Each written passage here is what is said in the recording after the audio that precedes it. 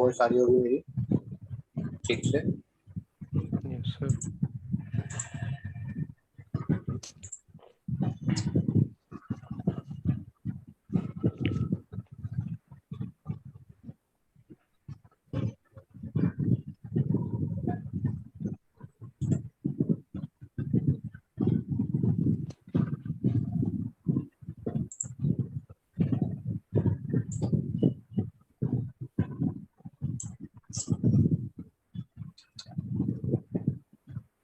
Screen दिखाई दे रही है आपको? Yes sir. तो चलिए फिर अच्छी क्लास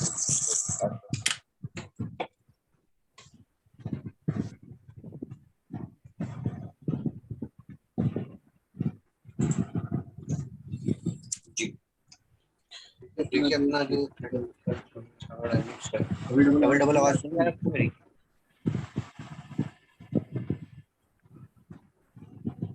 सर क्लियर नहीं आ रही है आवाज। आवाज क्लियर नहीं आ रही।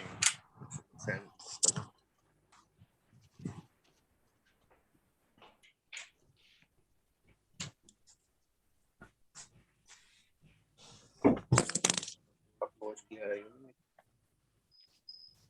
यस सर अब सही है।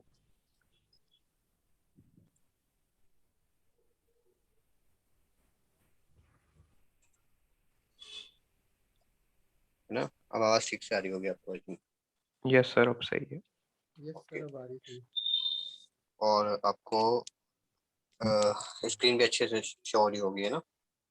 Yes sir. Okay yes sir. तो आप हम लोग देखो, जो ये आपका सिलेबस है स्टैटिस्टिकल थर्मोडायनेमिक्स, तो इसमें स्टार्टिंग में हम लोग स्टैटिस्टिकल थर्मोडायनेमिक्स में सबसे पहले जो हमारा टॉपिक पड़ेगा, ये आपका टॉपिक होगा बेसिक इंट्रोडक्शन। जो टॉपिक है बेसिक इंट्रोडक्शन, कल हमने थोड़ा बहुत किया भी था, जिसमें मैंने आपको थोड़ा इंट्रोडक्शन दिया था आपके मैक्रोमोलिक्यूल्स और माइक्रोमोलिक्यूल्स के बारे में। तो इस आज हम एक प्रॉपर क्वेश्चन करते हैं जो कि होगा अपना मैक्सवेल बोल्ट्जमैन स्टैटिक। ठीक है, जो मैक्सवेल बोल्ट्जमैन स्टैट्स है, इसके बारे में मैंने आपको कल थोड़ा पढ़ाया था इसके बारे में, तो उसी को फिर आगे कंटिन्यू करेंगे हम मैक्सवेल बोल्ट्जमैन लॉ को।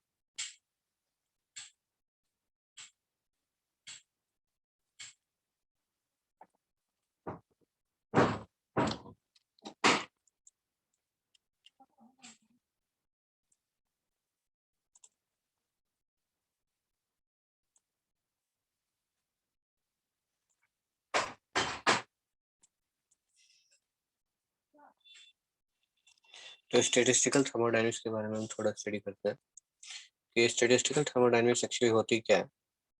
जो स्टैटिस्टिकल थर्मोडायनेमिक्स होगी हमारी, एक्चुअली ये एक डिसिप्लिन है जिनके थ्रू हम क्या करते हैं, जो हमारी कंप्यूटेशनल जो हमारी कैलकुलेशंस होते हैं उनको करते हैं। बट कंप्यूटेशनल कैलकुलेशंस किनकी करते हैं? तो कंप्यूटेशनल जो कैलकुलेशन होगी वो मैक्रोस्कोपिक प्रॉपर्टीज की होंगी, और जो मैक्रोस्कोपिक प्रॉपर्टीज हैं उनको हम माइक्रोस्कोपिक लेवल पर कैलकुलेट करेंगे। फॉर एग्जांपल, जैसे मैंने कल आपको पढ़ाया था, इसमें मैं यहाँ पे 2 बॉक्स बना रहा हूँ। ओके, तो अगर मैं आपसे कहता हूँ कि आप एक काम कीजिएगा, एक सोडियम पीस लीजिएगा।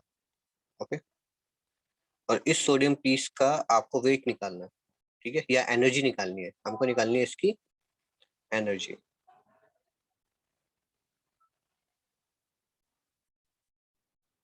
तो हमें इसकी निकालनी है एनर्जी, ठीक है। अब इसकी एनर्जी निकालने के लिए हमें चाहिए मैक्रोस्कोपिक लेवल पर कुछ वैल्यूज। तो मैक्रोस्कोपिक लेवल पर इसकी हमको जो वैल्यूज हैं, तो मैक्रोस्कोपिक लेवल पर जो एनर्जी निकलेगी वो इस पूरे के पूरे कंप्लीट आपके सोडियम पीस की निकलेगी यहाँ पर। ठीक है। बट यहाँ पे अगर हम बात करें कि नहीं, आपको सोडियम पीस के एक एटम के बारे में, जस्ट फॉर एन एटम के पूरा सोडियम पीस है, ये पूरा सोडियम पीस है। यहाँ पर इस पूरे सोडियम पीस में आपको सिर्फ एक एटम का आपको वेट निकालना है। सपोज यहाँ पर ये मैंने एटम्स बनाए हुए हैं, सिर्फ एक एटम का आपको एनर्जी निकालना है।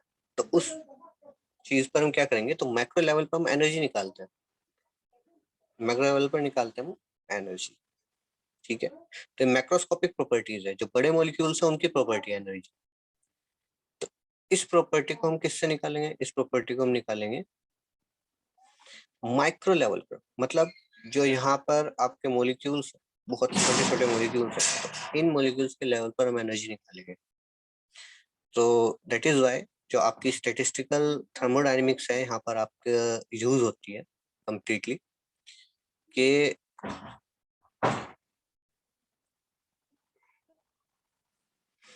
आपकी जो मैक्रो लेवल पर जो प्रॉपर्टीज है, वो मैक्रो लेवल पर प्रॉपर्टीज आपको कैलकुलेट करनी है, but on the base of micro levels, बिल्कुल ही माइक्रो लेवल्स पर। तो वहां पर आपका स्टैटिस्टिकल जो थर्मोडायनेमिक्स है उसका रोल आता है। ठीक है, डेफिनेशन आप समझ गए होंगे। और अगर ये डायग्राम आपको बनाना है तो ये डायग्राम बना सकते हैं अपने नोटबुक्स में, अदरवाइज आप स्क्रीनशॉट ले लीजिएगा। आवाज आ रही है आप सभी लोगों को? यस सर, आ रही है। Okay okay yes sir. Okay. तो फटाफट से स्क्रीनशॉट ले लीजिएगा, क्योंकि ये डायग्राम आपको एग्जैक्टली अपने कॉपीज में भी नोट करना होगा। तो ये थ्योरी जो आप नोट करोगे, जो मैंने आपको थ्योरी दी है, ठीक है, इसको तो आपको नोट करना ही है यहाँ से यहाँ तक। ठीक है। बट इस थ्योरी के साथ साथ आपको ये डायग्राम भी आपको प्रिपेयर करना पड़ेगा, ये डायग्राम भी आपको बनाना पड़ेगा। ठीक है। अब मैं आप पूछोगे कि सर ये मैक्रोस्कोपिक प्रॉपर्टीज कौन सी होती हैं? वो सब प्रॉपर्टी जो बड़े लेवल पर हम किसी भी यूनिवर्सल ऑब्जेक्ट की, ये एक यूनिवर्सल ऑब्जेक्ट है, इसकी हम जितनी भी प्रॉपर्टीज, चाहे इसका मोमेंटम हो, इसकी एनर्जी हो, इसका वेट हो, ठीक है, जितनी भी प्रॉपर्टीज हैं, वो सब की सब प्रॉपर्टीज आपकी यहाँ पर आप निकाल सकते हैं। वो मैक्रोस्कोपिक प्रॉपर्टीज कहलाती हैं। ये जो मैक्रोस्कोपिक प्रॉपर्टीज हैं, इन प्रॉपर्टीज की कैलकुलेशन बहुत ही माइक्रो लेवल पर अगर हम करें, यानी कि सिर्फ एक मोलिक्यूल लेवल पर करें, तो ये आपका स्टैटिस्टिकल थर्मोडायनेमिक्स का एप्लीकेशन है। ठीक है। तो अगर स्टैटिस्टिकल थर्मोडायनेमिक्स की आपकी डेफिनेशन आती है तो इसके लिए है ये।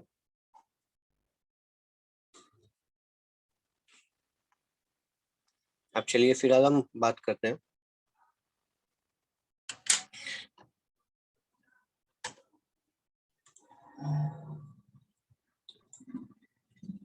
अपने टाइप ऑफ स्टैटिस्टिक्स के बारे में।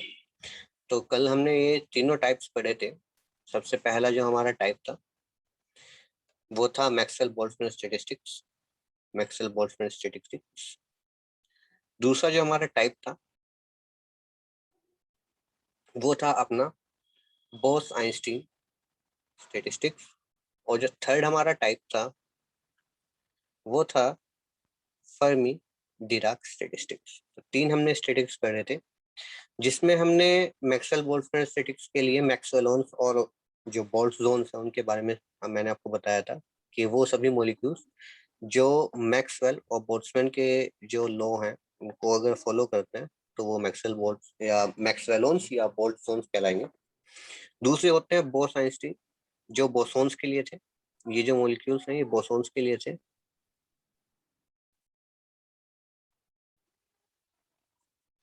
तो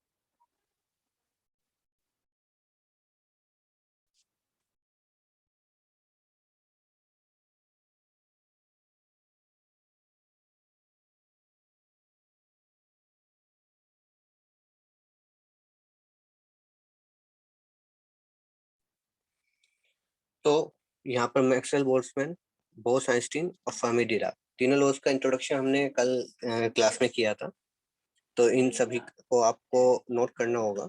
तो सबसे पहले आज जो हम टॉपिक करने वाले हैं खत्म, वो मैक्सवेल बोल्ट्जमैन स्टैटिस्टिक्स करने वाले हैं। तो आइए फिर आज इसकी स्टार्टिंग करते हैं, मैक्सवेल बोल्ट्जमैन स्टैटिस्टिक्स की। इसके बाद हम क्या करते हैं,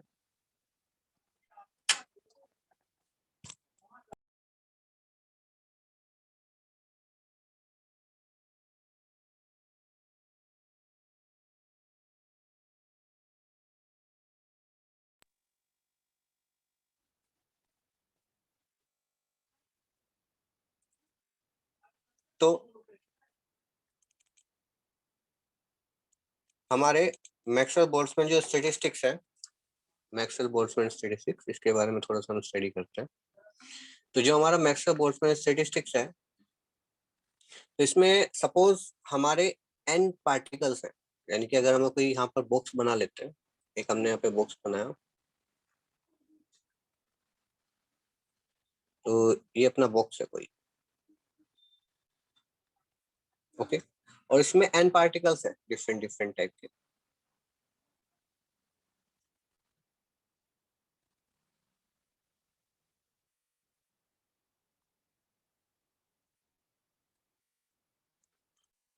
सपोज ये डिफरेंट डिफरेंट आपके जो है मॉलिक्यूल्स हैं, जिनके जो संख्या है, जिनका टोटल मार्क्स है, वो है n। ये टोटल n आपके मॉलिक्यूल्स है। अभी टोटल n मॉलिक्यूल्स, इनकी डिफरेंट डिफरेंट एनर्जीज होगी। चलो ठीक है, तो मेरे को डिफरेंट डिफरेंट एनर्जीज भी कंसीडर करना पड़ेगा इनका। तो डिफरेंट डिफरेंट की एनर्जी में मैंने मान लिया कि जो किसी एक मॉलिक्यूल है उसकी एनर्जी में बोलता हूँ ई नोट, दूसरा है E1, तीसरा है E2, चौथा E4। इसी तरीके से अगर nth मॉलिक्यूल के लिए मैं एनर्जी निकालूं तो वो रहेगा En।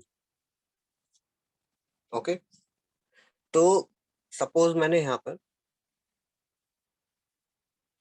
आपके सिस्टम में टोटल n अलग अलग पार्टिकल्स हैं, और उनके लिए जो एनर्जीज है E0, E1, E2 इस तरीके से मैंने अरेंज की हुई है। ठीक है, अब होना क्या है कि जो हमारी एनर्जी लेवल है, तो मैंने यहाँ पे देखा कि जो हमारा ग्राउंड स्टेट एनर्जी लेवल है वो है अपना ई नोट, जिसमें है N1 पार्टिकल्स, यानी कि एक N1 टाइप के पार्टिकल्स की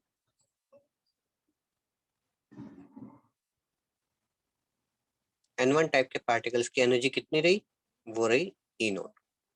N2 टाइप के पार्टिकल्स वो थोड़ी एक्साइटेड स्टेट में है, E1, और उससे एक्साइटेड स्टेट N मॉलिक्यूल्स, वो उनकी एनर्जी रही E3, N4 की एनर्जी 4, और इसी तरीके से आपके NS पार्टिकल की एनर्जी, NN पार्टिकल की एनर्जी En रही। ओके, तो अगर इस तरीके से एनर्जी आपकी डिस्ट्रीब्यूट रहती है, तो according to Maxwell Boltzmann law,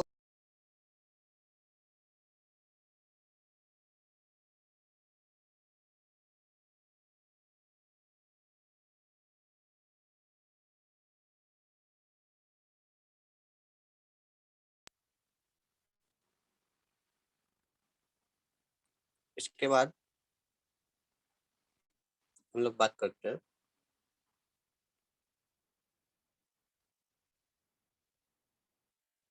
इस फॉर्मूले की।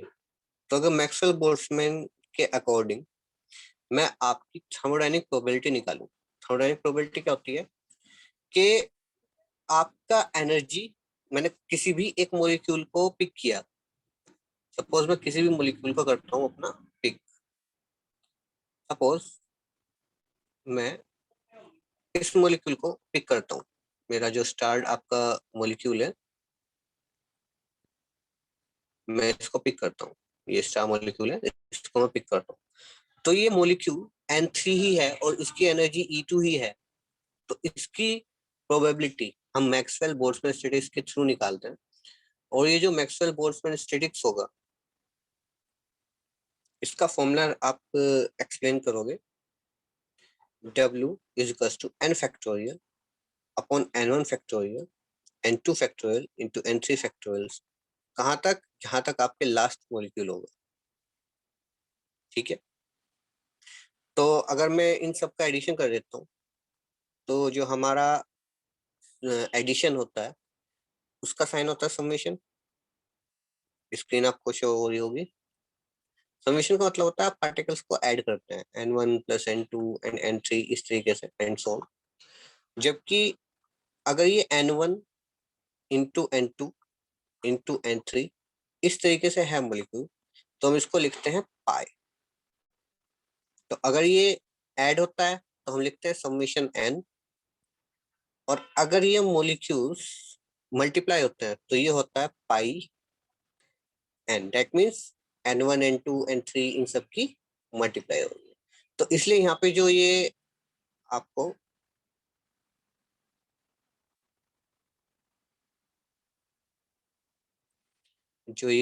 पाई देखने के लिए मिल रहा है, पाई एन आई फैक्टोरियल, इसका मतलब है कि यहाँ पे मल्टीप्लाई हो रही है एन फैक्टोरियल्स की, और ऊपर आपका एन फैक्टोरियल।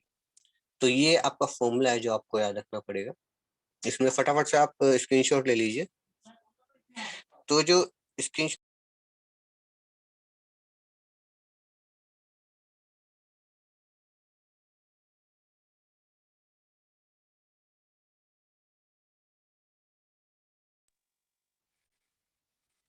तो आप स्क्रीनशॉट ले लीजिएगा। तो एटलीस्ट ये वाला जो आपका डायग्राम है, इस डायग्राम को आप जरूर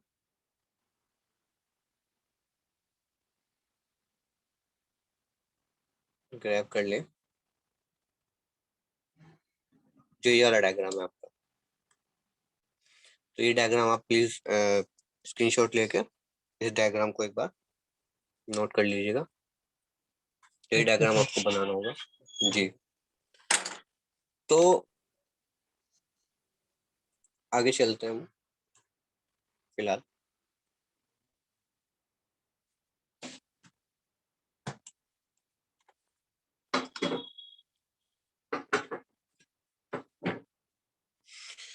अब जो ये हमने थर्मोडायनेमिक आपका फॉर्मूला निकाला है, इसको हम ना एंट्रोपी पर अप्लाई करके देखते हैं। तो एक्चुअली जो एंट्रोपी होती है आपकी, तो कोई भी आप स्टैटिस्टिक्स ले लीजिए, उसमें जो एंट्रोपी होगी, एंट्रोपी का फॉर्मूला आपका रहेगा S is equals to KLN W। ठीक है, अभी जो W होगा ये अलग अलग आपके स्टैटिक्स के लिए इसकी अलग अलग वैल्यू रहेगी। फॉर एग्जांपल, जैसे यहाँ पे मैक्सवेल बोल्ट्जमैन के लिए अगर हम ये वर्क फंक्शन ले लेते हैं, तो जो ये हमारा पार्टीशन फंक्शन होगा W, ये पार्टीशन फंक्शन आपका ये हो W equals to n factorial into pi GI on NI factorial. ठीक है, जिन स्टूडेंट्स को n फैक्टोरियल के बारे में नहीं पता उनके लिए मैं बता देता हूँ कि n फैक्टोरियल होता क्या है। तो जो n फैक्टोरियल होता है, तो मैंने आपको बताया कि n और फैक्टोरियल इस तरीके से भी लिख सकते हैं आप इसको, और n फैक्टोरियल को इस तरीके से भी लिख सकते हैं। ठीक है, इन दोनों की ही वैल्यू होती है n into n-1 into n-2 into n-3 and so on. जैसे कि फॉर एग्जांपल मैंने आपको बोला कि चलो आप मेरे को 10 का फैक्टोरियल निकाल के दिखाएंगे। 10 फैक्टोरियल, तो 10 का फैक्टोरियल होगा 10 इंटू 1 का 9 into 8 into 7 into 6 into 5 into 4 into 3 into 2 into 1। ठीक है, यहाँ तक चलता रहेगा। और फिर कोई स्टूडेंट बोलेगा सर आप यहाँ पे 1 तक गए हैं, यहाँ पे फिर 1 तक गए हैं, 0 तक क्यों नहीं गए। एक्चुअली होता ये है कि जो n फैक्टोरियल होता है उसकी वैल्यू होती है, n बाहर आ जाएगा तो n-1 का फैक्टोरियल। जैसे कि मैंने आपको 3 फैक्टोरियल पूछा कि बताइए 3 फैक्टोरियल क्या है, तो 3 फैक्टोरियल क्या होगा, 3 फैक्टोरियल होगा आपका 3 बाहर इंटू 2 2 फैक्टोरियल। फैक्टोरियल फिर 2 फैक्टोरियल को ओपन करेंगे तो ये हो जाएगा 3 इंटू 2 इंटू 1 फैक्टोरियल, 1 फिर 1 फैक्टोरियल को ओपन करेंगे तो हो जाएगा 3 इंटू 2 इंटू 1 इंटू 0 फैक्टोरियल। और एक बात आपको हमेशा याद रखनी है कि जो 0 फैक्टोरियल है, 0 फैक्टोरियल, इसकी वैल्यू 0 फैक्टोरियल की वैल्यू हमेशा होती है 1। ठीक है, तो मैं 3 फैक्टोरियल की अगर आपसे वैल्यू पूछूं तो क्या हो जाएगी actually 3 into 2 into 1 into 1, that means ये हो जाएगी 6। ठीक है, तो इसी तरीके से अगर मैं आपसे 10 फैक्टोरियल के बारे में पूछता हूँ तो 10 फैक्टोरियल यहाँ पर 10 into 9 into 8 into 7 into 6 into 5 into 4 into 3 into 2 into 1 और इंटू 0 फैक्टोरियल रहता था, और जो 0 फैक्टोरियल है उसकी वैल्यू होती थी 1। तो फैक्टोरियल की वैल्यू कभी भी 0 नहीं हो सकती। ठीक है, यानी कि कुछ ना कुछ प्रोबेबिलिटी रहेगी, प्रोबेबिलिटी इसमें कभी भी नेगेटिव नहीं होती। तो दूसरी बात यह है कि यहाँ पर नेगेटिव वैल्यू कभी नहीं जाएगी, क्योंकि प्रोबेबिलिटी की वैल्यू कभी भी नेगेटिव नहीं होती है। तो टोटल अगर मैं आपको बताऊं तो आपको ये फॉर्मूला अपनी नोटबुक में नोट करना है, जो कि मैक्सवेल बोल्ट्जमैन के लिए रहेगा, और इसको फिर बाद में हम अप्लाई करेंगे एंट्रोपी एस इक्वल टू के एल एन डब्ल्यू पे। तो आज की क्लास में हम इतना ही करेंगे, थोड़ा इसका इंट्रोडक्टरी जो पार्ट है उसको रखेंगे। तो आज कुछ स्टूडेंट्स ऐसे भी हैं उनका वो बोल रहे थे कि सर इंटरनल्स चल रहे हैं तो इसलिए क्लास थोड़ी सी कम कर रहे हैं। तो स्टैटिस्टिकल थर्मोडायनेमिक्स में आपको क्या करना है कि एक तो ये आपको टॉपिक्स लिखने हैं कि आपके कौन कौन से टॉपिक्स आपके हैं सिलेबस में। दूसरी चीज जो आपका इंट्रोडक्शन है, ये इंट्रोडक्शन पार्ट आपको लिखना है, ये वाला इंट्रोडक्शन पार्ट आपको लिखना है। इसके बाद स्टैटिक्स जो होते हैं वो कितने टाइप के होते हैं वो नोट करना है आपको। दोनों फॉर्मूलेस नोट करने हैं, एंट्रोपी के और आपके बोल्ट्जमैन कांस्टेंट के। अब जो बोल्ट्जमैन लॉ है उसको अप्लाई करेंगे और कंप्लीट एक डेरिवेशन निकालेंगे।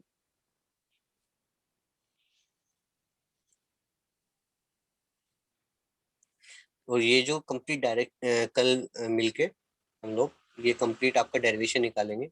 तो लास्ट में जो हमारी एंट्रोपी है उसके लिए हम एग्जैक्ट एक फॉर्मूला, जो पार्टीशन फंक्शन है उनके लिए एग्जैक्ट एक फॉर्मूला हम यहाँ पे डिराइव करेंगे, और सर वो ये तो फॉर्मूला हमारे आपका आ रहा है, ये तो एंड आप आज ही कर दीजिए। बताइए। सर ये हमारे इंटरनल में भी है, तो ये आप आज ही करा दीजिए। अच्छा, इंटरनल में भी आपके? जी चलो यस ठीक है, सर। चलो कोई नहीं, तो चलो इसको सर कंप्लीट हमारा करते हैं। क्लासिकल से कराओगे? Classical yes sir, classical thermodynamics. Classical thermodynamics फिलहाल सर क्योंकि स्टैटिकल का तो सर हमारे पास थोड़ा सा ही पार्ट आएगा, अभी क्लासिकल पूरा आएगा। अच्छा, तो आपके पास यस, स्टैटिस्टिकल के बजाय मतलब क्लासिकल है कंप्लीट? क्लासिकल तो कंप्लीट है सर, वो हाफ है, पार्टीशन फंक्शन तक है सर, वो काफी बस। बस पार्टीशन फंक्शन तक? इंटरनल एक्सटर्नल में तो पूरा ही आएगा ना सर, आप कंप्लीट ही करा दीजिए। अच्छा, नहीं वो तो ठीक है, वो तो मैं कंप्लीट कराऊंगा ही ऑब्वियसली, ऐसा नहीं है कि मैं बीच में छोड़ूंगा इसको।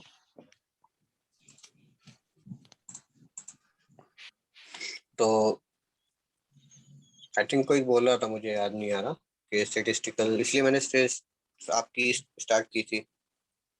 नहीं पता सर, आप नहीं पहले शायद। पूरा कर दीजिए, कोई प्रॉब्लम नहीं है। ओके ओके, ठीक है। तो मैक्सवेल बोल्ट्जमैन में यहाँ पे हम डिराइव करेंगे आज ही।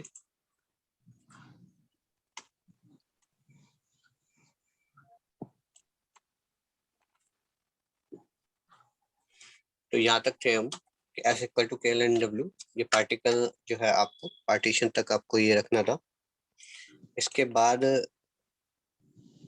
यहाँ पे ये डिस्ट्रीब्यूशन फॉर्मूला मैं थोड़ा आपको समझाना पड़ेगा। देखो डिस्ट्रीब्यूशन फॉर्मूले में क्या करेंगे, डिस्ट्रीब्यूशन फॉर्मूला एक्चुअली होता क्या है। सपोज मैंने आपसे पूछा कि हमारी जो सिस्टम है, मैं आपको सिस्टम बनाता हूँ, ये सिस्टम है और इसमें टोटल n पार्टिकल्स है।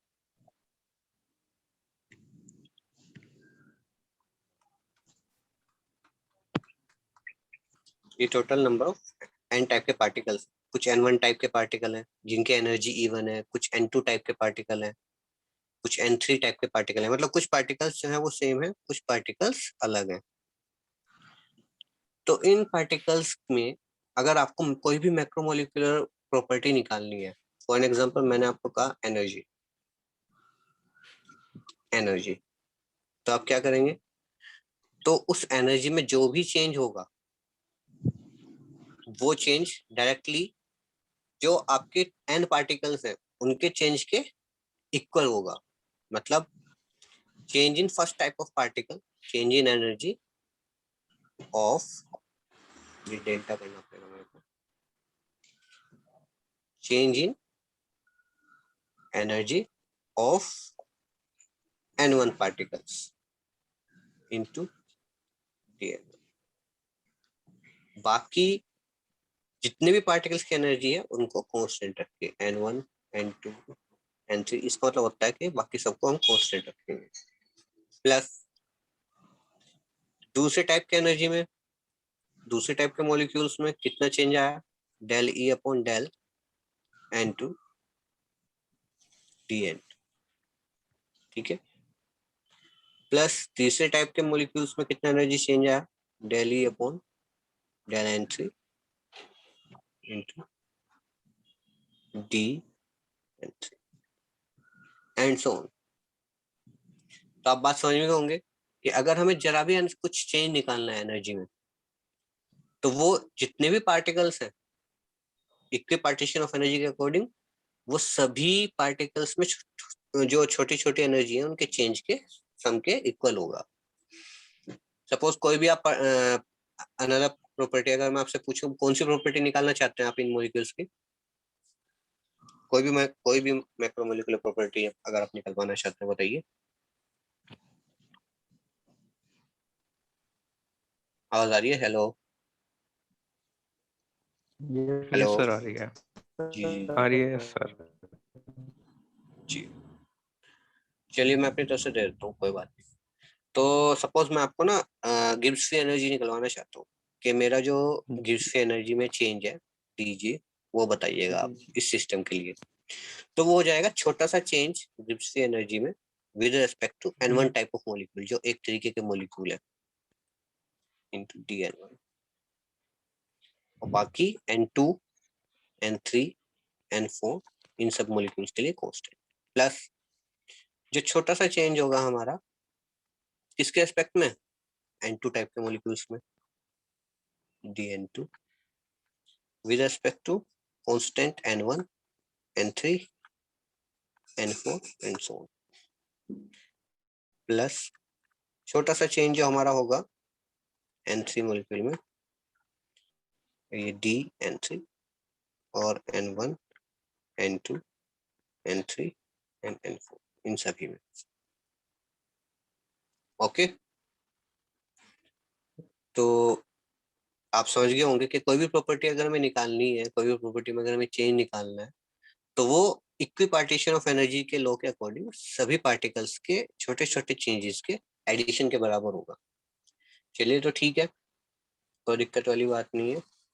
अगर हम यहाँ पे पार्टीशन फंक्शन निकालना चाहते हैं, change in this partition function, जरा भी इस पार्टीशन फंक्शन में चेंज होता है तो वो आपको डिनोट किया जाएगा DL/W से। तो उसको कैसे निकालेंगे, स्मॉल चेंज, देखो डेल्टा, ध्यान से देखिएगा, डेल्टा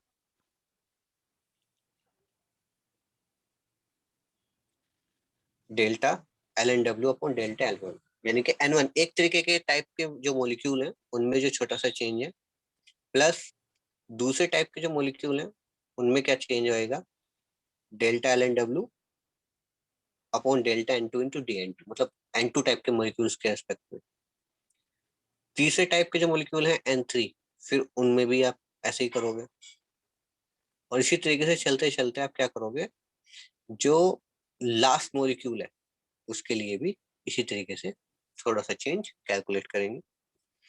इसको हम एक फॉर्मूले में कैसे लिख सकते हैं, मैंने जैसे कि आपको बताया था कि अगर आप n1 n2 n3 इनको कर रहे हैं ऐड, एंड सो ऑन, तो इसको हम लिखते थे समेशन n। बिल्कुल इसी तरीके से देखो इनमें क्या हो रहा है, जो छोटे छोटे चेंजेस हैं, इन छोटे छोटे चेंजेस का आपको एडिशन किया जा रहा है, तो यहाँ पर जो आपका साइन आएगा वो आ जाएगा समेशन का। अब ये नीचे i लिखा है, इसका मतलब क्या है कि i इक्वल टू 1 से लेके i इक्वल टू n तक आप चलते जाएं और ऐड करते जाएं। जैसे ni कर दिया तो ni की में i इक्वल टू जो 1 करेंगे तो ये वाली वैल्यू आ जाएगी।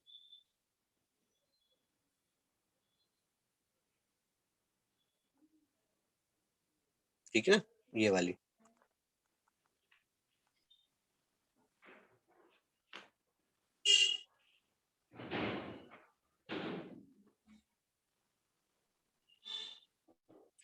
तो ये वाली वैल्यू आ जाती है। अगर आप क्या करते हैं, अगर आप i इक्वल टू 2 रखते हैं तो फिर ये वाली वैल्यू आ जाती है, i इक्वल टू 3 रखते हैं तो ये वाली वैल्यू आ जाती है। इसी तरीके से करते करते जो लास्ट मॉलिक्यूल है nth मॉलिक्यूल, तो उसके लिए भी हम इसी तरीके से ऐड करते हैं। तो ये तो कुल मिला के जो आपका फॉर्मूला बनता है इन द लास्ट, वो बनता है dlnw equals to summation of delta lnw upon delta ni dni। अच्छा, इक्विलिब्रियम पे कोई भी चेंज होता है वो होता है जीरो। आपने देखा होगा इक्विलिब्रियम पर जो हमारी डेल्टा ई, डेल्टा एस, ये सब जीरो हो जानी चाहिए। इक्विलिब्रियम का मतलब क्या होता है, अगर मैं आप लोगों से पूछूं कि इक्विलिब्रियम में मतलब क्या होता है? जिस पर फॉरवर्ड रिएक्शन का रेट और बैकवर्ड रिएक्शन का रेट इक्वल हो जाता है। बिल्कुल। मैंने यहाँ पे दो सिस्टम बनाए हैं और इन दोनों सिस्टम में अगर मैं आपको पूछूं कि इक्विलिब्रियम की स्टेट है कोई, तो इक्विलिब्रियम कब एक्वायर होगा? जब इस वाले सिस्टम और इस वाले सिस्टम के बीच में किसी भी थर्मोडायनेमिक प्रॉपर्टी का चेंज इक्वल हो जाए, यानी कि delta G standard zero, delta E not standard zero, delta S entropy zero, यानी कि इसमें और इसमें दोनों में जो आपकी थर्मोडायनेमिक प्रॉपर्टी है वो सेम रहे, तो हम बोलते हैं कि ये इक्विलिब्रियम में।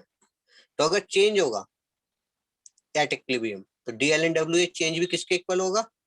जीरो के इक्वल। ठीक है, अब इसी जो हमारे फॉर्मूला है, इस फॉर्मूले को हमें सोल्व करना होगा। इसको सोल्व करके हम अपना आंसर लेके आएंगे। तो इसको कैसे सोल्व करेंगे, अब उसके बारे में थोड़ा सा स्टडी करना है।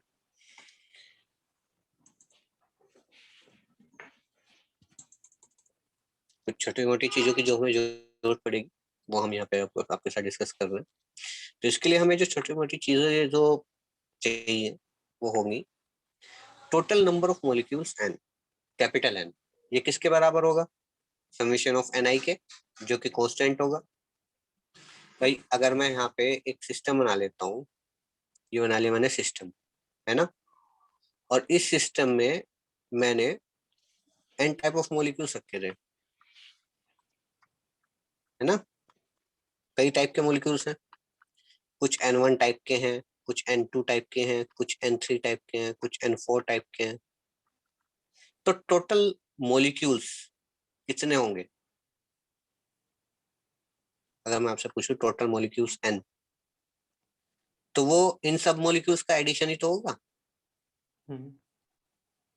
मैंने फॉर एन एग्जांपल यहाँ पर मैंने ना बॉल्स रखी हुई है, छोटी मोटी बॉल्स जिनसे हम खेलते हैं। तो एक ब्लू कलर की है, एक ब्लैक कलर की है, एक व्हाइट कलर की है, ठीक है, रेड कलर की बॉल्स हैं। तो टोटल बॉल्स कितनी होंगी? जितनी भी ब्लू बॉल्स हैं वो, प्लस जितनी ब्लैक है वो, प्लस जितनी व्हाइट है वो, प्लस जितनी रेड है वो, यानी कि जितने N1 टाइप के मॉलिक्यूल हैं, प्लस जितने N2 टाइप के मॉलिक्यूल हैं, प्लस जितने N3 टाइप के मॉलिक्यूल हैं, जितने N4 टाइप के मॉलिक्यूल हैं, सबका एडिशन क्या होगा? हमारा टोटल नंबर ऑफ मॉलिक्यूल। ठीक है,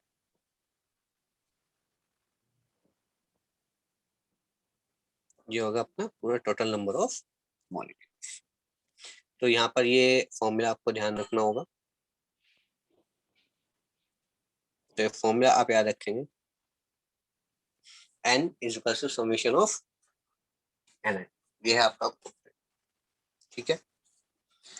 चलिए, अब जो टोटल एनर्जी होगी वो टोटल एनर्जी होगी इस हमारे सिस्टम में, हमने डिफरेंट डिफरेंट टाइप के मॉलिक्यूल्स लिए हुए हैं,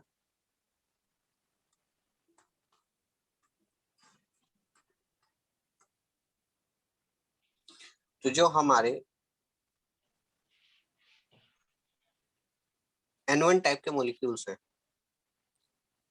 इनटू कितनी उनकी एनर्जी है E1, प्लस N2 टाइप्स के कितने मॉलिक्यूल हैं और उनकी कितनी एनर्जी है E2।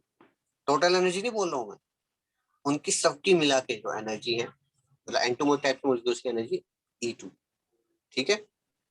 सभी N3 मॉलिक्यूल्स में जो एनर्जी है वो E3 है, सभी N4 मॉलिक्यूल्स में जो एनर्जी है वो E4। तो इसी तरीके से जो टोटल एनर्जी हो जाएगी वो क्या हो जाएगी,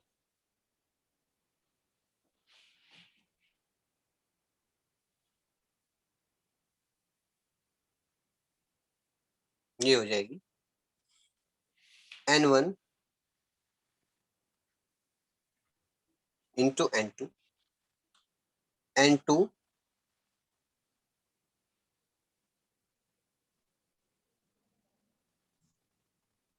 into E2, N3 into E3, N4 into E4, और इन सब का लास्ट में एडिशन।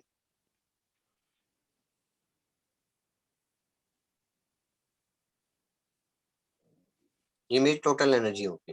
फॉर एन एग्जांपल, मेरे को जैसे मैंने यहाँ पे ब्लू, ब्लैक, व्हाइट और डिफरेंट डिफरेंट बॉल्स रखी थी ना, तो मान लिया कि ब्लू बॉल है, उसके दाम है 5 रुपए, ब्लैक वाले का 10, व्हाइट वाले का 15। इस टाइप से अगर यहाँ पे आपके रहते हैं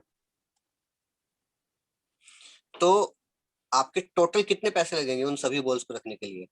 तो ब्लू जितनी बॉल है इंटू एक बॉल का कितना दाम है, ब्लू जितनी भी बॉल है इंटू उन ब्लू बॉल्स का कितना दाम है, ब्लैक जितनी भी बॉल्स हैं इंटू ब्लैक का कितना दाम है, व्हाइट कितनी बॉल्स हैं इंटू एक व्हाइट का कितना दाम है, ब्लैक या मतलब और भी कोई colour, blue, black, white, red, red ले लेते हैं, तो रेड कितनी बॉल्स हैं और रेड का कितना दाम।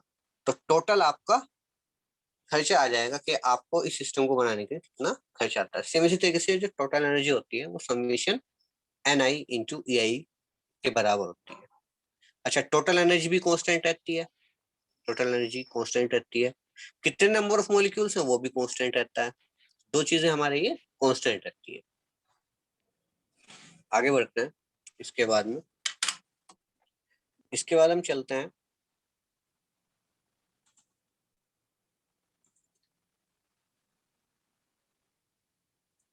हमारे चेंज के बारे में। आप सभी लोगों को पता है कि अगर इक्विलिब्रियम में हम चेंज करते हैं, कोई भी अगर हम चेंज करते हैं इक्विलिब्रियम में, तो चेंज हमेशा किसके बराबर रहता है, 0 के। तो टोटल एनर्जी चेंज वो भी 0, और टोटल नंबर में चेंज वो भी 0। ठीक है, चलो ठीक है, इनकी हेल्प से थोड़ा इसको सॉल्व करने की कोशिश करते हैं। तो जो जो हमारा LNW होता है, LNW, इसके लिए जो फॉर्मूला होता है इसको हम दोनों तरफ log ले लेते हैं। हमारा क्या फॉर्मूला था, याद है आपको? जो हमारा फॉर्मूला था वो था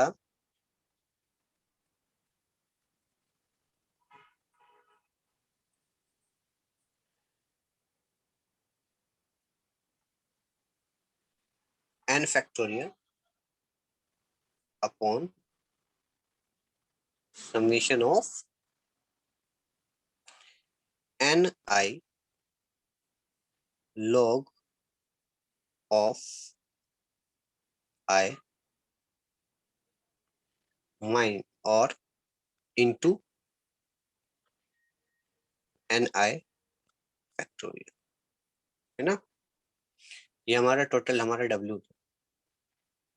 तो दोनों तरफ हमने क्या ले लिया, लॉग। तो दोनों तरफ जो हम लॉग लेंगे तो इसकी वैल्यू आएगी यहाँ पर लॉग लेने पर ln log of n factorial जो यहाँ पर है, और जितनी भी नीचे चीजें थी वो सब क्या रहेंगी, माइनस में, तो ये सब यहाँ पे माइनस में रहेंगी, plus summation ni ln gi और माइनस समेशन ln i, तो ये मल्टीप्लाई में था यहाँ पर। अगर हम इसकी बात करते हैं समेशन ni और ln i, ये मल्टीप्लाई में था तो ये ऊपर रहा प्लस में, और ये नीचे था तो ये माइनस में रहेगा। ठीक है, अब एक थ्योरम होती है स्टर्लिंग थ्योरम। तो ये जो स्टर्लिंग थ्योरम है उसके अकॉर्डिंग जो आपका ln फैक्टोरियल होता है, ये फॉर्मूला आपको अलग से याद रखना पड़ेगा, जो आपका ln फैक्टोरियल होता है तो वो ln फैक्टोरियल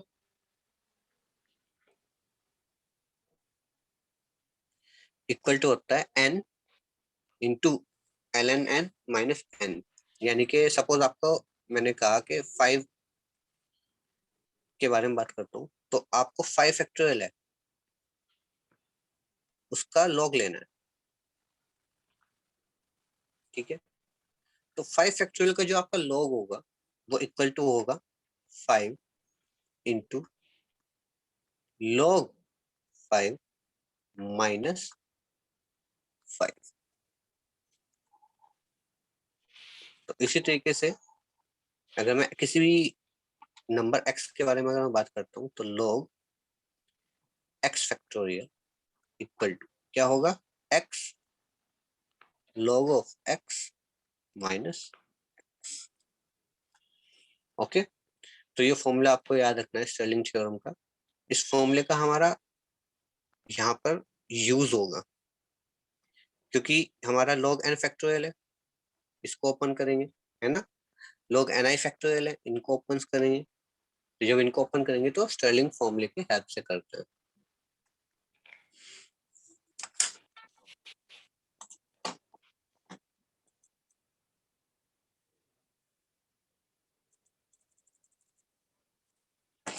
तो यहाँ पे हमने क्या किया,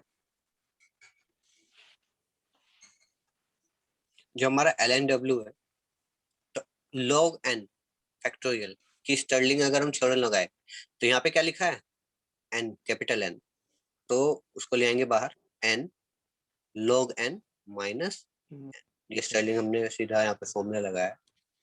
ठीक है, और यहाँ पे लास्ट में देखिए यहाँ पे क्या है, ये हो गया समेशन ni। तो जो समेशन ni है उसकी वैल्यू क्या होती है, total molecules, number of total molecules capital N। यहाँ पे ये हो जाएगा n ln n plus summation of ni log of gi minus summation of ni log of ni plus एक कांस्टेंट की वैल्यू। ठीक है, तो बेसिकली अगर हम यहाँ पे डिफरेंशिएशन ले लेते हैं, मतलब log है और उसका भी हमें क्या लेना है, डिफरेंशिएशन, तो हमारी क्या क्या चीजें कांस्टेंट हैं, कांस्टेंट तो कांस्टेंट है ही, साथ में नंबर, टोटल नंबर n, ये भी क्या है, कांस्टेंट है। और अगर किसी कांस्टेंट का हम डिफरेंशिएशन करते हैं dy dx ऑफ किसी भी कांस्टेंट का, तो उसकी वैल्यू होती है 0। दैट इज वाई यहाँ पर n, ये n और कांस्टेंट जब इनका डिफरेंशिएशन लेंगे dn इक्वल टू 0 रहेगा और dc इक्वल टू 0 रहेगा। तो बचेगा क्या, बचेगा ये summation of log gi dni। अच्छा, यहाँ पे जो डिफरेंशिएशन था, अगर मैं यहाँ पर आपका डिफरेंशिएशन लगा देता हूँ बाहर, ठीक है, तो वो डिफरेंशिएशन किस पे जाएगा, वो डिफरेंशिएशन डायरेक्टली जाता है आपके ln gi के ni को। तो अगर आप डिफरेंशिएशन करेंगे तो यहाँ पे डिफरेंशिएशन क्या हो जाएगा, ni का, तो इसलिए यहाँ पे देखो आप, ये ni log gi था, वो हो जाएगा differentiation of ni into log gi। इसी तरीके से यहाँ पे देखेंगे अब हम, ये ni था इंटू log ऑफ ni है ना। तो ये जो हमारा ni और log ऑफ ni था, और यहाँ पे हमने बाहर क्या लगाया इसमें, डिफरेंशिएशन, log डिफरेंशिएशन करने पर, तो डिफरेंशिएशन किस पर जाएगा, ni पर। इसी वजह से देखो यहाँ पे क्या लिखा हुआ है, dni log ni। ठीक है, तो इसी तरीके से हम यहाँ पे ना डिफरेंशिएशन को कैरी करते हैं। अब एक बात आपको ध्यान रखना है, नेक्स्ट फॉर्मूला जो आपका याद रखने के लायक है वो है कि आपका समेशन ऑफ ni और डिफरेंशिएशन ऑफ log ni, इसकी क्या वैल्यू रही। ये कब आया, यहाँ पर देखो आपके दो कांस्टेंट है। पहला कांस्टेंट है आपका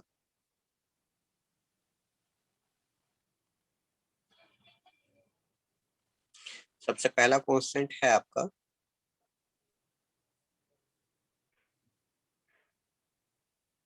ni, दूसरा कांस्टेंट है ln ni, है ना, दो कांस्टेंट है यहाँ पर।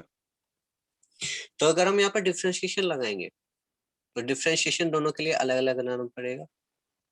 इसी वजह से यहाँ पे डिफरेंशिएशन ऑफ ni, यहाँ पे क्या आया देखो, डिफरेंशिएशन ऑफ ni, और यहाँ पे ni कॉमन रखेंगे और डिफरेंशिएशन ऑफ log ni, जो log ni है दूसरा हमारा जो कांस्टेंट है, वो दोनों कांस्टेंट का अलग अलग हमें डिफरेंशिएशन करना था, तो वो यहाँ पे आया। ठीक है, तो यहाँ पे जो सेकंड वाला पोर्शन है इसकी वैल्यू होती है summation of ni into dlni।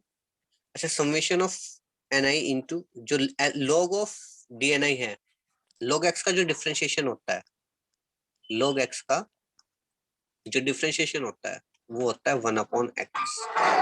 तो अगर मैं log ni का डिफरेंशिएशन करूं यहाँ पर, तो यहाँ पर मैं करना चाह रहा हूँ log ni का डिफरेंशिएशन, तो वो क्या हो जाएगा 1/ni।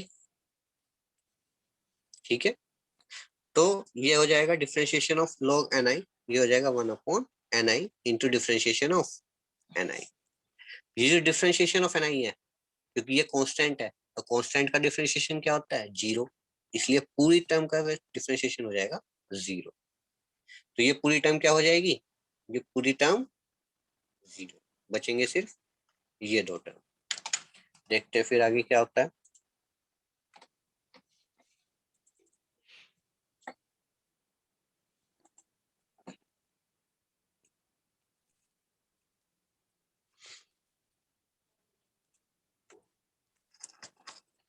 अब लैग्रांज थ्योरम के अकॉर्डिंग समेशन ऑफ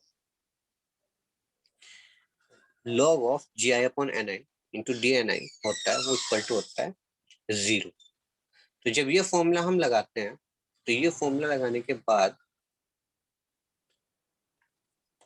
आपका जो log ni है, यहाँ पे हम देखेंगे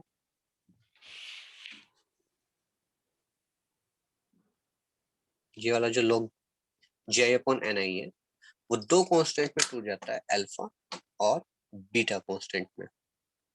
ये जो कांस्टेंट्स हैं अल्फा और बीटा, ये कहाँ से आते हैं आपके, तो आपकी इक्वेशन नंबर 8, इक्वेशन नंबर 9 और इक्वेशन नंबर 16, इन सभी इक्वेशंस को अगर आप कंबाइन करें, इक्वेशन नंबर आपकी 8 एंड इक्वेशन नंबर 9, तो इक्वेशन नंबर 8 आप देखेंगे यहाँ पे, ये आपकी इक्वेशन नंबर 8 है, dn summation dni equal to 0। Equation number 9 है, d equal to summation dni equal to 0। और नीचे आके आपकी इक्वेशन नंबर जो 16 है, ये इन सब में आप क्या करते हैं, माइनस करते हैं with a constant arbitrary constant alpha and beta, दो constant arbitrary alpha and beta इसमें ऐड कर देते हैं। तो log summation of log gi/ni minus alpha minus beta, और पूरे का क्या रहेगा, डिफरेंशिएशन ni मल्टीप्लाई में, और इसका क्या रहेगा फिर समेशन। तो अब ये जो हमारा कोफिशिएंट है dni, जो dni है, ये कंप्लीटली कहाँ से जाएंगे, 0 के नीचे। तो यहाँ पे अब 0 के नीचे ले जाएंगे तो ये पूरा का हो जाएगा 0। तो बचेगा क्या, log of GI alpha beta DNI equal to 0। कुछ इस तरीके से होता है ये, जैसे कि फॉरन मैंने आपको बोला कि x minus 1 into 5 equal to 0 के बराबर, तो क्या करते हैं हम कि जी x माइनस 1 इक्वल टू होता है 0 अपॉन 5, तो इक्वल टू हो जाता है 0 बिल्कुल। और बचेगा क्या, x माइनस 1 इक्वल टू 0 हो जाता है। बिल्कुल इसी तरीके से अगर मैं यहाँ पे बात करता हूँ आपकी, सर एक बार दोबारा बताना, आपने जो भी बताया है। अच्छा मैं ये बता रहा था कि जैसे हम फॉर एग्जांपल इस तरीके से कोई इक्वेशन है x minus 1 into 5 equal to 0, तो हम ये क्या करते हैं 5 को ना उधर ले जाते हैं 0 के नीचे में, तो 0 अपॉन 5 0 हो जाता है। तो बचता क्या है, x माइनस 1 इक्वल टू 0, इसी तरीके से बचता है ना। तो ये जो डिफ्रेंशिएशन ऑफ ni है इसको हम ले जाते हैं इधर, तो ये हो जाएगा 0। तो जो हमारी इक्वेशन के अंदर होगा x माइनस 1, ये इक्वल टू क्या हो जाएगा 0 के बराबर। तो यहाँ पे देखो ये फॉर्मूला है, ये वाला जो फॉर्मूला है अंदर समेशन के अंदर, ये कंप्लीट किसके बराबर हो जाता है, 0 के बराबर। 0 तो के। यहाँ से हमें अल्फा और बीटा की वैल्यू अब कैलकुलेट करनी होती है। तो लास्ट में हम क्या करेंगे,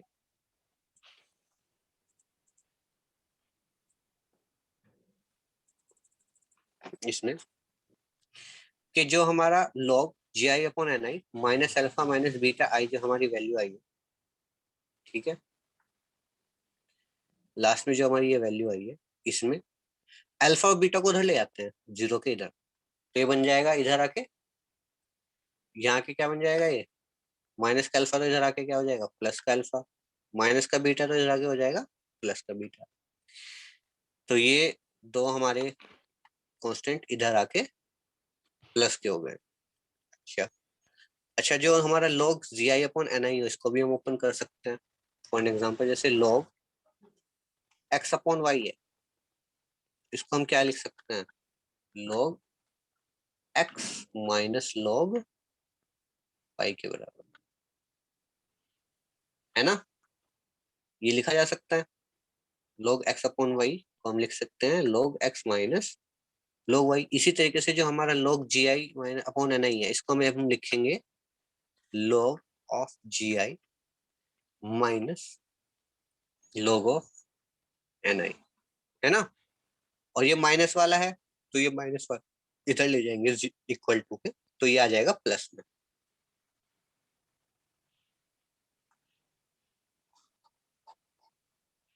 तो फिलहाल जो हमारा log of GI upon NI है वो log GI minus log GI के बराबर हो जाएगा, जो इधर आके हो जाएगा प्लस, ठीक है।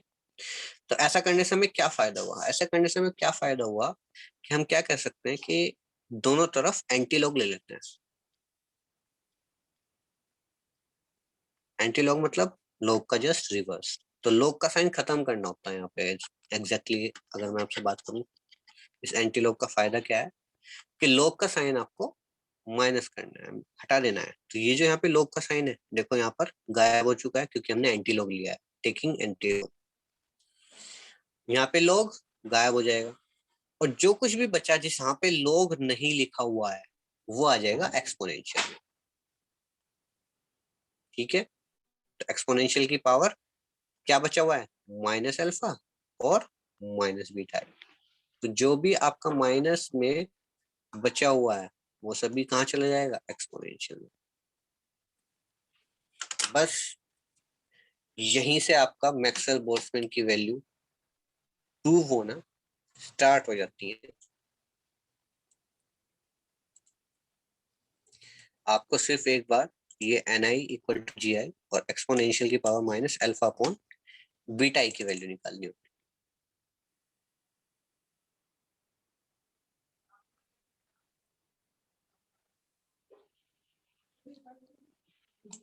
बस, और ये यहाँ पे आपका मैक्सवेल बोल्ट्जमैन एंड हो जाता है जिसमें आपको NI इक्वल टू GI की power minus alpha minus beta निकालना होता है। ये आपका बोल्ट्जमैन डिस्ट्रीब्यूशन का एक माइक्रोस्टेट की फॉर्म है।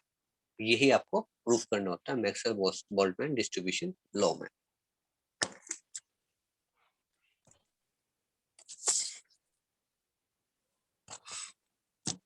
तो फिलहाल ये आज आपका मैक्सवेल डिस्ट्रीब्यूशन लॉ कंप्लीट होता है।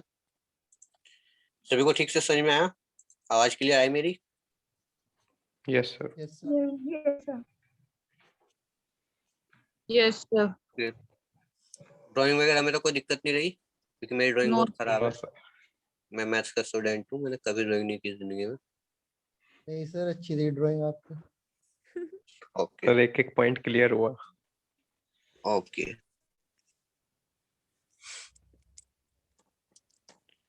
तो आज सब बैठ के अपना जो मैक्सवेल डिस्ट्रीब्यूशन लॉ है, मैक्सवेल डिस्ट्रीब्यूशन लॉ कंप्लीट कर लेंगे। और जो हमारा इंट्रोडक्शन है, इंट्रोडक्शन पार्ट जो था हमारा, यहाँ पे जो इंट्रोडक्शन पार्ट है उसको भी नोट डाउन कर लेंगे। Okay sir. ठीक है। कल हम बोस आइंस्टीन स्टडीज करेंगे, उससे नेक्स्ट डे फिर फर्मी डिराक, मतलब एक एक दिन एक एक टॉपिक ये खत्म करने का ट्राई करते हैं। ओके। सर कल कम कर लेंगे, परसों ज्यादा कर लूंगे सर। कल कल कम करना है, परसों ज्यादा? अच्छा, yes sir. Internal sir exam होगा इसलिए। परसों परसों ऑर्गेनिक का है सर हमारा। ओके ओके ओके, ठीक है, कोई दिक्कत नहीं है, कल कम कर लेंगे। तो कल एक काम करते हैं, इसका ना यस सर। पार्टीशन फंक्शन है जो आपको सर ने भेजी होगी, partition function. Yes, sir. Yes, sir. Yes yes sir. हाँ वो इम्पोर्टेंट भी है। तो यहाँ पर ये Exactly. Partition second law of thermodynamics, जो यहाँ पर ये स्टार्टिंग का आपका पार्टीशन फंक्शन वाला है, यस सर। Yes sir. ये वाला जो पोर्शन है, ठीक है, ये वाला पोर्शन कर लेंगे।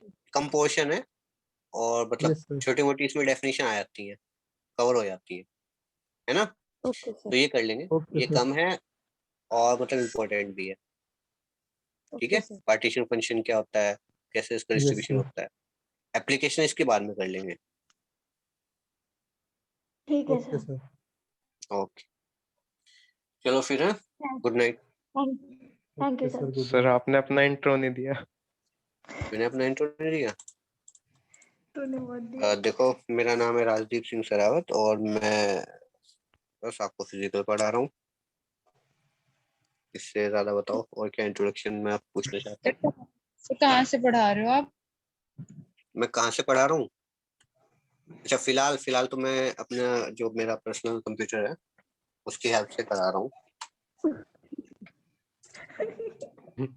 सर लोकेशन अच्छा, लोकेशन लोकेशन मैं साकेत में हूँ। आई थिंक ये आयुषी त्यागी जानती है मेरे को। Yes sir. हाँ, वो पढ़े हुए हो, वो जानते हैं। मेन साकेत रोड पर मेरा घर है, मैं वहीं पर हूँ फिलहाल।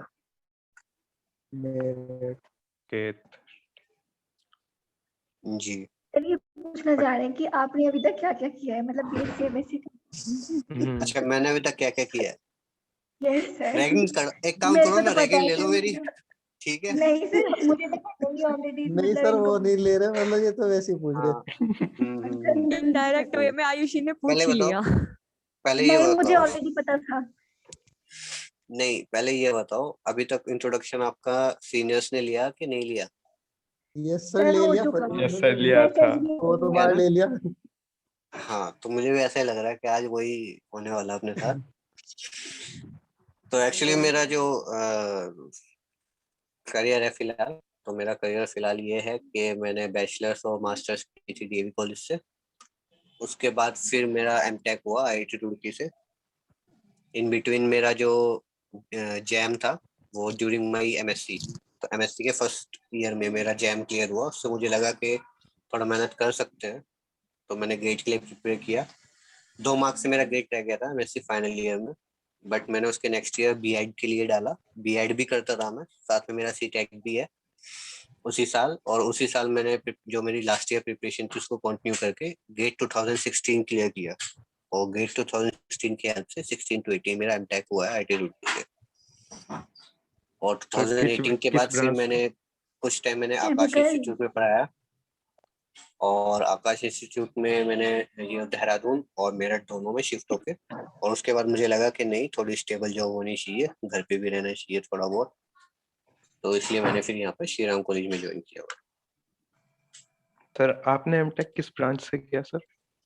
Chemical Chemistry? Engineering. Not chemical, chemistry. Sir लेकिन केमिस्ट्री से इंजीनियरिंग थोड़ी ना होती है, वो तो फिर केमिकल इंजीनियरिंग हो जाती है ना।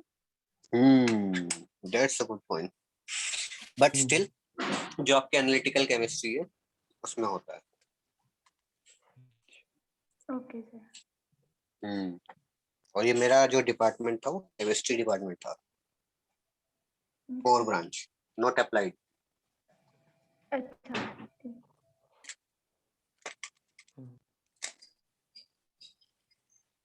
और बताइए क्या पूछना चाहते हैं आप?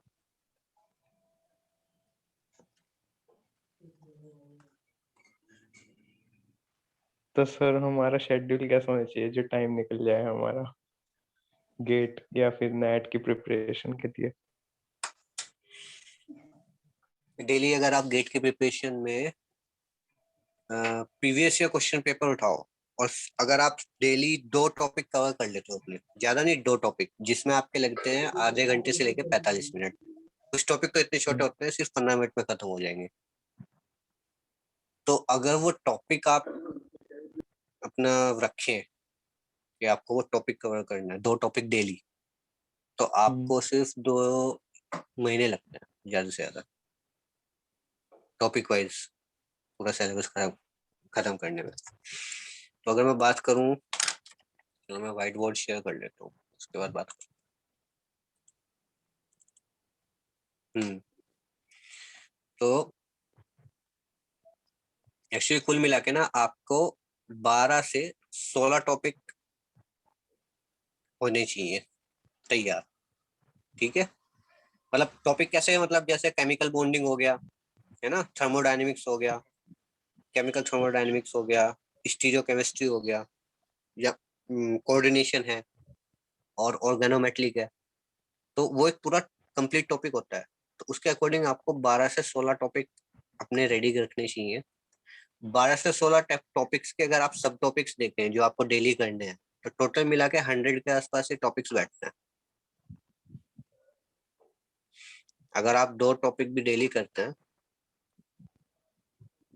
तो आपके 50 डेज में, हेलो, तो आपके 50 डेज में ये सभी टॉपिक्स कवर हो जाते हैं, ठीक है? और एक टॉपिक का मतलब एक क्वेश्चन,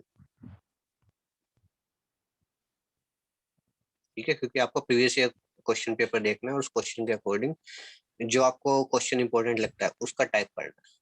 तो सपोज आपको मेटल कार्बोनिल का टाइप करना है, मेटल कार्बोनिल में 18 इलेक्ट्रॉन रूल होता है ना, इफेक्टिव एटॉमिक नंबर होता है, ठीक है? मेटल कार्बोनिल में कार्बोनिल फ्रीक्वेंसी होती है, ठीक है ना, म्यूसीओ टाइप पर, कि कितने कार्बोनिल बॉन्ड है, कितने कार्बोनिल फ्रीक्वेंसी है, उसका क्वेश्चन आता है। और अचिनो क्लेडोनिडो है ना, तो स्ट्रक्चर पे क्वेश्चन भी आता है। तो 4 टॉपिक है यहाँ पे मेन मेटल कार्बोनिल से। इस मेटल कार्बोनिल से आपको 2 दिन के अंदर अंदर कर लेना है। कितने क्वेश्चन रेडी हो जाते हैं आपके? 1 2 3 4 क्वेश्चन। 4 क्वेश्चन। 4 क्वेश्चन का मार्जिन गेट में 1 और 2 मार्क्स के बारे में भी लगाएं तो लगभग 6 से 8 नंबर आपने कवर किए एक दिन। या मैं एक तरीके से कहूँ कि आपको जैसे 4 टॉपिक आपने क्लियर करे ना, तो ऐसा समझो कि अप्रोक्स आपके 4 ही मार्क्स क्लियर हुए हैं, क्योंकि कुछ नेगेटिव में भी जाते हैं। तो जितने आप टॉपिक कवर करोगे सब टॉपिक्स, उतने आपके नंबर होंगे। तो आपको एटलीस्ट 50 अपने सब टॉपिक 100 अपने जो सब टॉपिक्स हैं वो क्लियर करने हैं। 100 सब टॉपिक्स का मतलब हो जाएगा कि आप 100 नंबर्स के लिए फाइट कर रहे हैं, जिसमें से कुछ नेगेटिव भी होने वाले हैं। तो तब सर जाके जैसे ये आपके, हाँ सुनियो भी, सर तो ये जैसे अगर मतलब हमें 60 के नियर अबाउट बैठते हैं ना, तो आप 1 से लेके और टॉप 10 के बीच में रहो, ये आपकी रैंक रहेगी गेट में। अगर 60 नंबर आएंगे सर 100 में से, अगर 100 में से 60 70 नंबर आए, तो काफी लगती है। ठीक है, तो ये आपकी रैंक रह सकती है।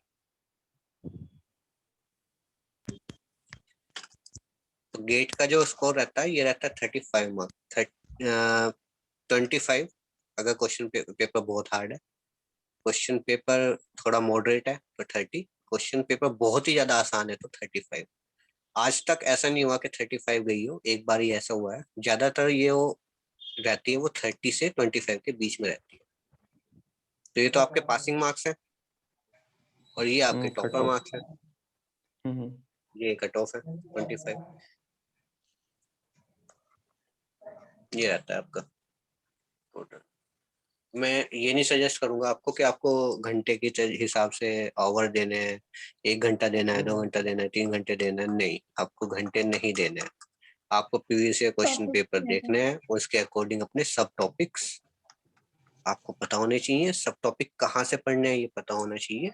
और अगर आप सब टॉपिक कर लेते हो, चाहे वो 15 मिनट में आप तैयार कर लेते हो, आप आधे घंटे में कर लेते हो, 30 मिनट में, या पूरा 1 घंटा लगाते हो, वो आप पे डिपेंड करता है कि वो आप कितनी जल्दी चीजों को समझ लेते हो, कितनी जल्दी नहीं समझ पाते हो। तो वो आवर आप पे डिपेंड करता है। बस अगर आपने अपने डेली रूटीन में इसको शामिल कर लिया तो सिर्फ 50 दिनों में आप इस लायक हो जाओगे कि आप बड़े आराम से गेट का क्वेश्चन पेपर कवर कर सको। सर तो जब इतनी नीचे कट ऑफ जाती है तो क्वेश्चंस भी तो अच्छे आते होंगे ना। तो सर मतलब एक नहीं, अप्रोच क्या होनी चाहिए क्वेश्चन सॉल्व करने की? क्वेश्चन सॉल्व करने की अप्रोच होनी चाहिए कि आपको क्वेश्चन की रेंज पता होनी चाहिए कि एक electron rule, effective atomic number और फिर कार्बोनिल फ्रीक्वेंसी पर क्वेश्चन क्या क्या आ रहे हैं। तो अगर जो सर प्रीवियस ईयर में आया है तो मतलब उसी बेसिस पे आगे भी आएगा, ये कंफर्म उसी थोड़ा के है। बेस पर ही आगे आएगा।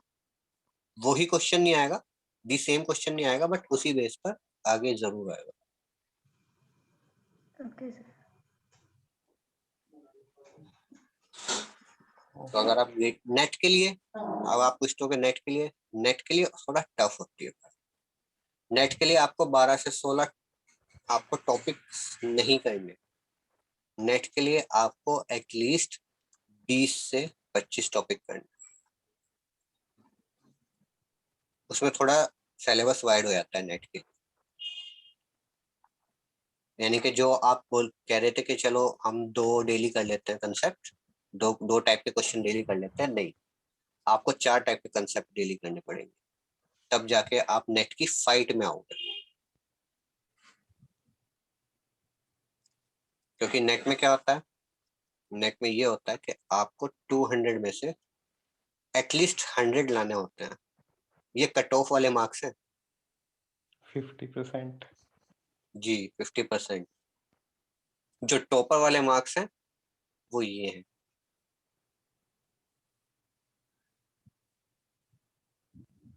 नेट में फाइट ज्यादा होती है क्योंकि नेट में सिलेबस स्ट्रेच होता है। गेट में क्या होता है, गेट में तो एडवांस क्वेश्चन रहेंगे, ऊपर ऊपर से आप जो इम्पोर्टेंट टॉपिक है वो करके चले गए, एडवांस पढ़ के चले गए, ठीक है, हो जाएगा। बट नेट में एडवांस भी करना पड़ेगा, बेसिक भी करना पड़ेगा, दोनों ही चीजें लेके चलनी पड़ेगी। पता नहीं क्वेश्चन क्या आ जाए, बेसिक से आ जाए कि एडवांस, कुछ नहीं कह सकते।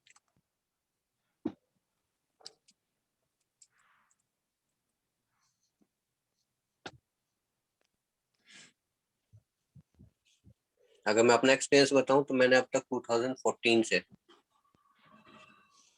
और 2021 चल रहा है, तो मेरे 6 साल, 6 × 2 12 मैंने अटेम्प्ट दिए, जिसमें से मैंने 8 तो अटेम्प्ट मतलब सीरियसली दिए हुए हैं, जिसमें से सिर्फ मेरा एक बार 85 मार्क्स थे, ठीक है, 90 मार्क्स पर क्लियर था, और एक बार मेरे 92 मार्क्स है, यहाँ पे 87 मार्क्स पर क्लियर था। तो सिर्फ एक बार मेरा क्लियर हुआ है इन 8 अटेम्प्ट्स में से।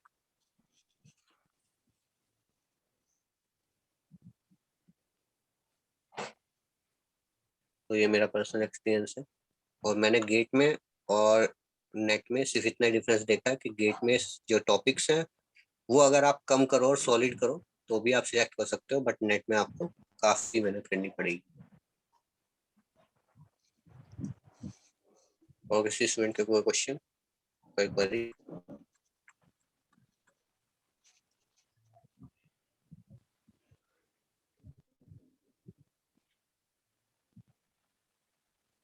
कुछ नो पूछना चाहते हैं? No sir. ओके, चलिए मैं क्लास ऑफ कर देता हूँ फिर। Okay okay sir, thank you okay sir. Sir, thank you sir. Okay.